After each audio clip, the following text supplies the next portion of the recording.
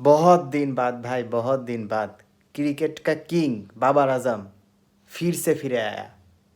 অনেক দিন পর ভাই, প্রায় 2 বছর পরে, আজকে 806 দিন পরে, 86 ইনিংস পরে বাবর আজম সেই বাবর আজমে ফিরে আসছে, যেই বাবর আজমকে আমরা দেখতাম, সেই রিজওয়ানকে দেখতাম দুইজন একসাথে খেলে ম্যাচ জিতাতো, সেই আমার মনে হচ্ছে সেই তারা দুইজন ঠিক সেভাবে ফিরে আসছে।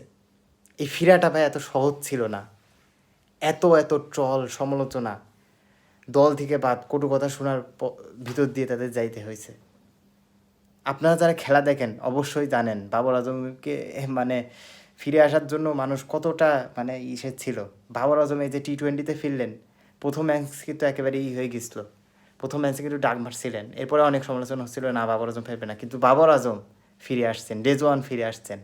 আজকের খেলাটা দেখে আমার মনে হচ্ছিল সেই 2021-22 সালে খেলা দেখছি, তখনকার কথা মনে আসছিল, দুজন একসাথে ম্যাচ জিতাইতো জুটি করে, সেটা মনে হচ্ছে। তো বাবর আজমকে অভিনন্দন। আমি চাই বাবর আজম আর রিজওয়ান খেলুক পাকিস্তানে, এই দুইজন খুবই দরকার ভাই এখন বর্তমানে, আমি মনে করি তারা ভালো খেলুক সেই দোয়াই করি।